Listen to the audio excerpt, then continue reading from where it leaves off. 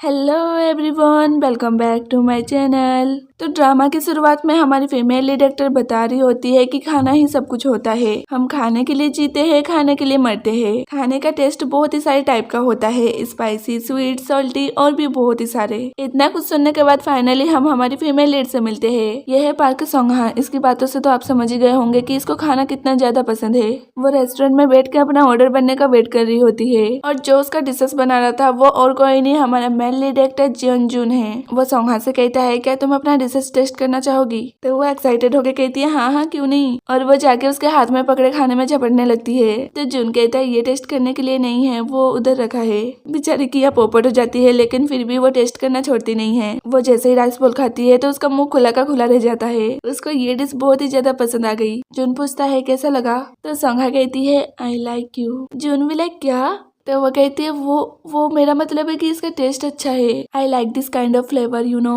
तो वो कहता है ओ तब ठीक है। सोंगहा जाने लगती है तभी उसका फोन बजने लगता है। तो वो देखती है उसका फोन जेब में नहीं है। तो फिर मेरा फोन कहाँ बज रहा है? तभी जून कहता है ये रहा तुम्हारा फोन। तो वो उससे अपना फोन लेने लगती है। तभी जून देखता है कि जिसका कॉल आ रहा है उसका नाम उसने जिसके साथ मैं रहती हूँ वो इंसान सेव करके रखा है। तो वो कहती है ये मेरा भाई है। तो जून कहता है ठीक है, लेकिन वो फिर भी एक्सप्लेन करती है मेरा बायोलॉजिकल यंगर सिबलिंग है, तुम समझ रहे हो ना? तो वो कहता है ओ अच्छा, और फिर से अपना काम करने लगता है। सोंगहा सोचती है यार इतना हैंडसम सा बंदा मिला है और इस कॉल की वजह से लगता है वो भी गया। तो फिर हमें 1 घंटे पहले का फ्लैशबैक दिखाते हैं। सोंगहा का छोटा भाई एक बॉडीगार्ड की नौकरी करता है। उसके बॉस ने उससे कुछ लंच ऑर्डर करवाया है, लेकिन वो अपना काम छोड़ के ऑर्डर लेने रेस्टोरेंट नहीं जा सकता था। तो वो अपनी बहन के हाथ पे जोड़ के उसे जाने के लिए कहा। अब सोंगहा उस रेस्टोरेंट में आती है जहाँ उसके भाई ने ऑर्डर दिया है। वो रेस्टोरेंट का नाम पढ़ के कहती है फलारा, अब ये कैसा नाम है? तभी रेस्टोरेंट का ओनर आ जाता है जो कि जून है। सोंगहा तो उसको देखती रह जाती है और कहती है वाह ये कितना हैंडसम है। जून कहता है फलारा मतलब फ्लावर होता है,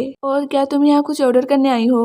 तो वो कहती है नहीं मैं यहाँ पर अपना ऑर्डर लेने आई हूँ, 1 PM वाला लंच बॉक्स। तो वो कहता है ओ अच्छा अंदर आ जाओ। सोंगहा को तो पहली नजर में ही जून पे क्रश आ गया। वो अंदर जाके देखती है कि उसका रेस्टोरेंट बहुत ही ज्यादा सुंदर है और बहुत ही सारे प्राइस भी जीते हैं। उसके साथ 2 लड़के भी काम करते हैं, एक का नाम है केविन और दूसरे का नाम है किम। सॉरी उसको देखकर कहता है क्या तुम मिस पार्क सोंग जो हो? तो वो कहती है नहीं मैं पार्क सोंग आ हूँ, पार्क सोंग जो की ऑर्डर लेने आई हूँ। केविन और सॉरी उसके नाम से उससे मजाक करने लगते हैं। जून कहता है यहाँ फालतू के काम मत करो, जाके बाहर से बटर ले आओ। अब फिर से स्टोरी उसी टाइम पे आ जाती है। सोंगहा अपने भाई का कॉल पिक करती है। तो उसका भाई कहता है दी आप कहाँ हो, 12 बज गए हैं। तो वो कहती है यार फोन करना बंद कर, मैं आ रही हूँ ना, और फोन रख देती है। तभी सॉरी और केविन आके उसका लंच पैक करने लगते हैं। तो वो कहती है ये तो बस 7 बॉक्स है, हमने तो बस 6 ही बॉक्स ऑर्डर किया है। तो जून कहता है एक तुम्हारे लिए है। तो वो कहती है क्या मेरे लिए? ओ थैंक यू। वो लोग उसका लंच उसके कार में रखने चले जाते हैं। सोंगहा सोचती है यार काश मैं इस बंदे को फिर से देखने आ पाती। तभी उसको एक आइडिया आता है और वो अपना फोन वहीं पर छोड़ देती है ताकि वो अपना फोन लेने फिर से यहाँ आ सके।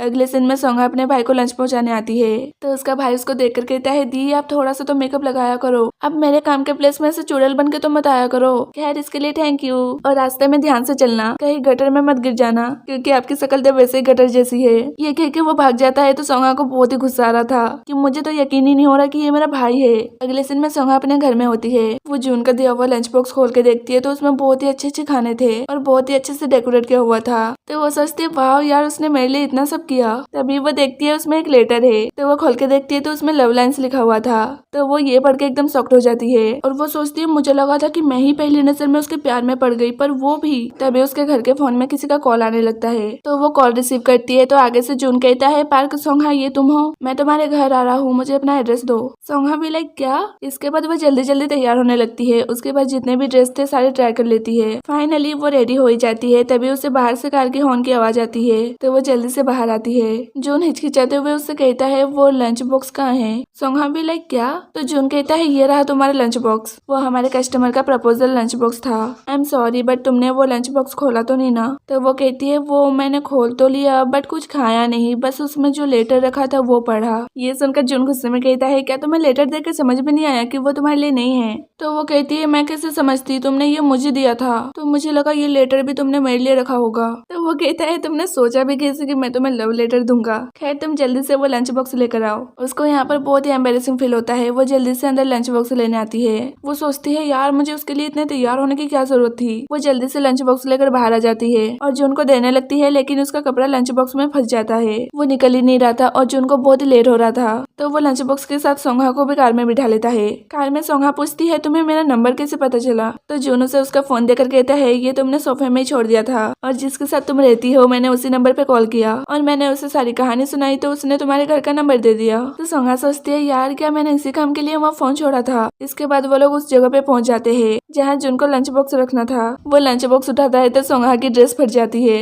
वो कहती है तुमने ये क्या किया, लेकिन वो उसे सॉरी भी नहीं कहता और जल्दी से कस्टमर के बेंच पे लंच बॉक्स रखने चला जाता है। वो लंच बॉक्स खोल कर चेक करता है कि सब ठीक ठाक तो है ना, लेकिन वो देखता है उसमें प्रपोजल लेटर नहीं है। तो वो जल्दी से सोंगा के पास आकर पूछता है वो लेटर कहाँ है। तो वो कहती है लेटर, और वो याद करती है कि उसने तो वो लेटर घर पे छोड़ दिया। ये सुनकर जून गुस्से में कहता है यार वो बेचारा लड़का आज अपनी गर्लफ्रेंड को प्रपोज करने वाला है बस वो लेटर के सहारे जो कि तुमने अपने घर में छोड़ दिया। तो वो कहती है ठीक है मुझे पता है उसमें क्या लिखा था, हम दूसरा लेटर बना लेते हैं। अब उसके पास इसके अलावा तो कोई रास्ता नहीं है, तो वो यही करता है। वो सोंगा से पूछता है उसमें क्या लिखा था बताओ। तो सोंगा उसके फिंगर को देखकर कहती है वाह तुम्हारे फिंगर तो बहुत ही टेल है। इस पे वो कहता है क्या तुम इस वक्त मेरे फिंगर को देख रही हो, तुम्हें जो पूछा है वो सीधे सीधे बताओ ना। तो वो कहती है ठीक है मैं बता रही, लिखो। मैं जब से तुमसे मिला हूँ तब से मैं तुम्हारे प्यार में पड़ गया। मैं बस ये कहना चाहता हूँ मैं तुम्हें लाइक करता हूँ, बस मुझे तुम्हें अपना बनाने के लिए तुम्हारी परमिशन चाहिए। सोंगा ये पूरे अपने दिल से बोलती है। ये सब सुन के जून उसे देखता ही रह जाता है। अगले दिन सोंगा अपने ऑफिस में होती है। वो एडवर्टाइजिंग कंपनी में काम करती है, मतलब काम से ज्यादा वो टाइम पास करती है। और वैसे वो आज भी टाइम पास करने के लिए लैपटॉप में जून के रेस्टोरेंट का खाना देख रही थी। तभी उसके पास एक कूपन आता है, तो वो उस कूपन को क्लिक करती है। तो उसमें लिखा था कि तुम फराडा रेस्टोरेंट की पहली विनर हो। प्राइस में ये है कि हमारे बॉस मिस्टर जून आपकी सारी ख्वाहिशें पूरी करेंगे। इसके लिए बस आपको हमारा कूपन कोड क्लिक करना होगा। तो वो सोचने लगती है कि क्लिक करूँ कि नहीं। तभी उसकी एक फ्रेंड ये देखकर कूपन क्लिक कर देती है।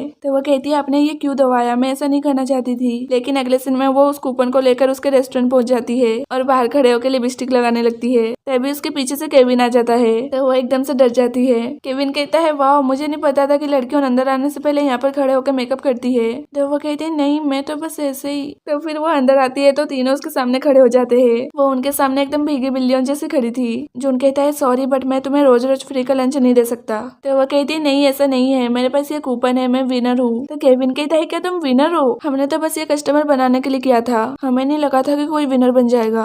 तो वो कहती है मैं तो बस तुम लोगों का खाना देख रही थी, मेरे पास कूपन आया तो मैंने क्लिक किया और मैं विनर बन गई। तो केविन और सॉरी साथ में कहते हैं ऑसम। इसके बाद जून सॉरी और केविन पे गुस्सा करने लगता है कि तुमने ऐसा क्यों किया, मैं उसकी ख्वाहिश से कोई नहीं पूरी करूंगा। तो वो कहते हैं यार कोई नहीं, बस वो आपको अपने लिए डिशेस बनाने के लिए तो कहेगी, वो पक्का और कुछ नहीं करवाएगी। तो जून कहता है रुको मेरा काम खत्म हो जाए फिर तुम दोनों को बताता हूँ। तो फिर वो सोंगा से जाके कहता है मिस पार्क सोंगा आप हमारी कस्टमर हो, आप जो कहोगे वो मैं करने के लिए तैयार हूँ, पक्का मुझसे कोई मिस्टेक नहीं होगा। तो वो कहती है मिस्टेक और तुमसे नहीं होगा, पहली बार तुमने लंच बॉक्स देने में मिस्टेक किया, सेकंड बार तुमने कार में मेरी ड्रेस फाड़ दी। ये सुनकर केविन और सॉरी हंसने लगते हैं और वहाँ से चले जाते हैं। तो जून बहुत ही एम्बेरेसिंग फील करने लगता है। वो कहता है बताओ तुम्हें मुझसे क्या करवाना है। तो सोंगा उसको अजीब तरह से घूर के मुस्कुराने लगती है। तो जून सोचता है ये ऐसे मुझे क्यों देख रही है, इसके दिमाग में क्या चल रहा है। ये तो हमें अगले पार्ट में ही पता चलेगा, मतलब कि ये पार्ट खत्म हो गया है। तो एक्सप्लेनेशन पसंद आया तो प्लीज सब्सक्राइब कर देना और साइड में बेल आइकन के बटन को भी दबा देना।